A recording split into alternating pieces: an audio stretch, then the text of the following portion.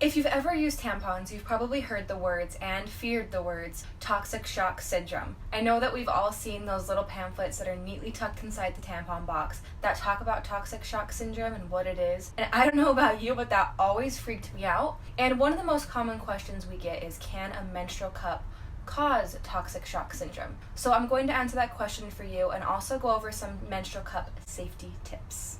First, let's talk about toxic shock syndrome, which I'm going to refer to as TSS because it is a mouthful. Most people don't realize that TSS is not directly associated with menstruation, but it's actually an overgrowth of staph bacteria that can happen from open wounds, burns, and many other things. It can also happen if any material is left inside your body for too long, then that can cause the overgrowth of the staph bacteria. So it is not directly associated with menstruation. I think that is a common misconception, but it's important for you to understand how TSS works so you can prevent the overgrowth of the staph bacteria inside your body.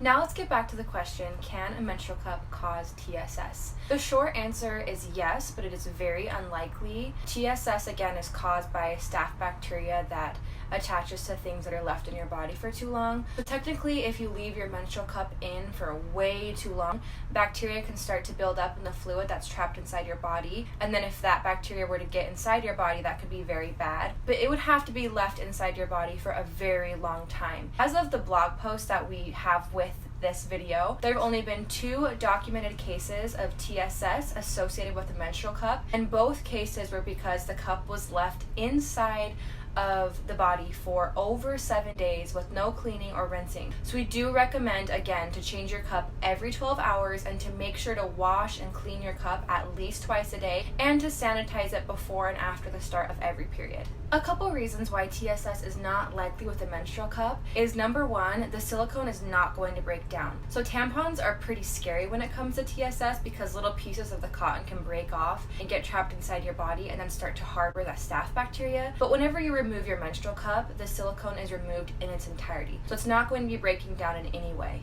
Another reason is menstrual cups are made out of really soft silicone, so they're very gentle to put in and to remove. That they are not likely to cause any scrapes or abrasions inside your vaginal canal, but sometimes when you remove a dry tampon, it can cause an abrasion that could then start to harbor bacteria.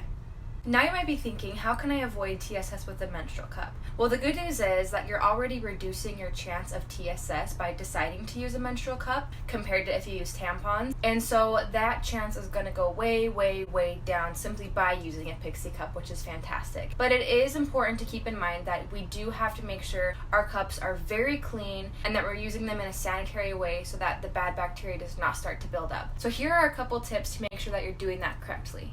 First is to make sure that your Pixie Cup is clean and sanitized. This is so important that we have an entire blog post up about it, but it's crucial that you're emptying your cup at least every 12 hours, and when you do empty it, make sure you're using a gentle wash or our Pixie Cup wash and warm water to give it a good scrub. I prefer changing my cup every 4 to 6 hours just to be extra safe, and it's also really important that you sanitize your cup before your cycle starts and after your cycle's over. You can do this using boiling water on the stove or our Pixie Cup steamer. Next is to make sure you're emptying your Pixie Cup often. I know I sound like a broken record, but it's imperative that you change your cup at least every 12 hours, preferably every 4 to 6 hours, because you want to make sure your cup is squeaky clean. And sometimes it can be hard to remember to change your cup because it's so comfortable. Half the time I forget I'm even using one. But if this is the case, just make sure you're setting timers throughout the day to make sure you're changing your cup out and keeping it super, super clean. We hope this video was helpful in answering all of your TSS menstrual cup questions. If there's something that we didn't cover and you have any additional questions, just leave it in the comments below or you can send us a message and we are happy to help in any way we can.